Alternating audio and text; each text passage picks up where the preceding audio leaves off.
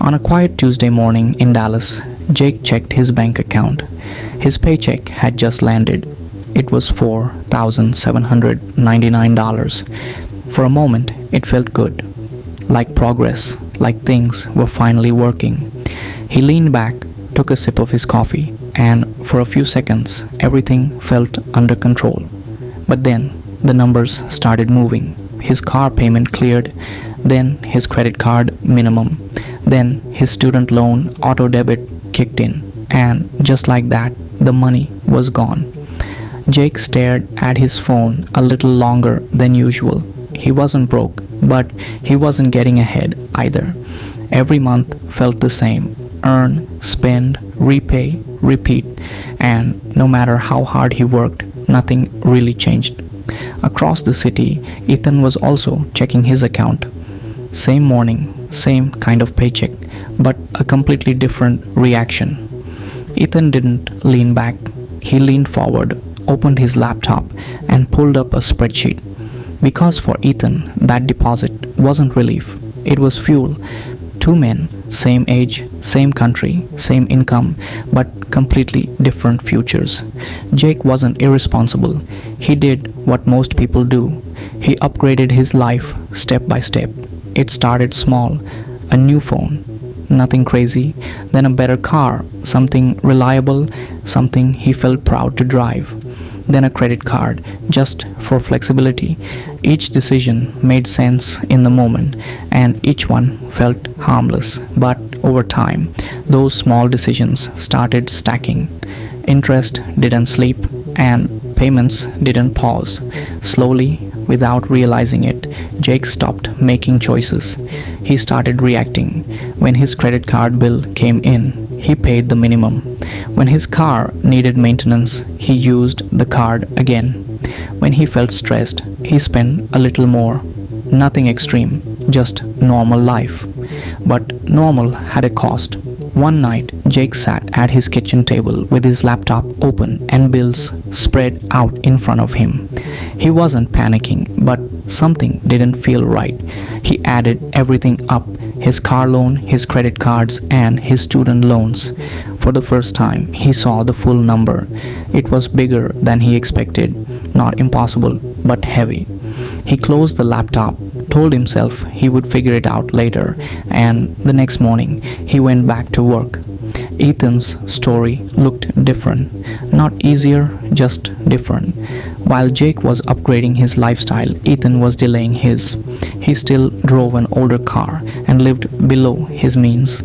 Not because he had to, but because he chose to. Then Ethan used debt, but not the way Jake did. Ethan didn't borrow to spend. He borrowed to build. It wasn't a huge move. No big risks and no crazy decisions.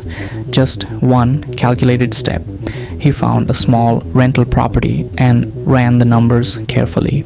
The monthly rent was around $1,200 and the loan payment was about $800, including expenses. That left him with a few $100s each month. It wasn't life-changing, but it was something Jake didn't have. Income that didn't come from his time. At first, it felt small, almost insignificant, but it changed something, not just in his bank account, but in his mindset. For the first time, Ethan saw money working without him. Months passed, then a year. Jake got a raise, a good one. He celebrated, upgraded a few things, and felt like he was finally moving forward. But slowly, his expenses caught up again. Ethan didn't get a massive raise, but his situation changed anyway. That small property kept paying him every month. Over time, he used that income to make another move, another asset, another income stream.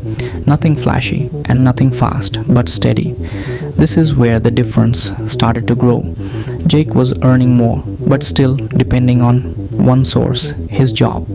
Ethan was building something else: systems, money coming in, whether he worked that day or not. One evening, Jake sat in his car after work with the engine off, hands on the steering wheel, just sitting there. The day had been long and the traffic worse, but that wasn't what was bothering him. It was the feeling. He wasn't failing, but he wasn't winning either. For the first time, he asked himself a different question. Not how do I make more money, but where is my money actually going? That question stayed with him. The next weekend, he opened his laptop again, but this time he didn't close it. He looked deeper. Interest rates, payment schedules, and how long it would actually take to be free.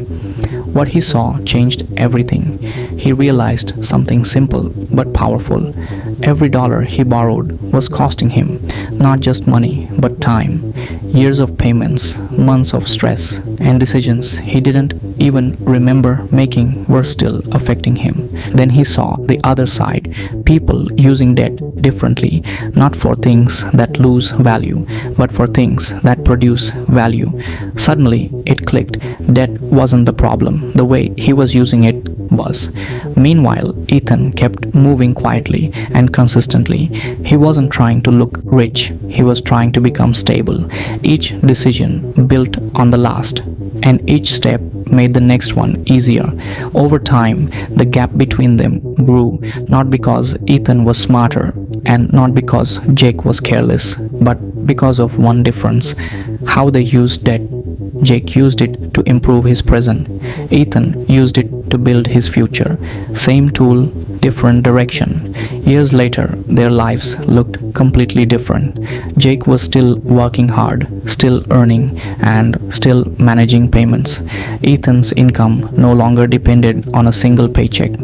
And the strange part is they both started in the same place, same opportunities, same system, same rules, but different decisions changed everything. In the end, debt is just a tool. It doesn't care who uses it, and it doesn't decide your future. You do, and once you understand that, you stop fearing it and you start using it. If you're starting to see the difference, you're already thinking differently, and that's where everything begins. If you found this helpful, consider subscribing for more real insights on money and investing.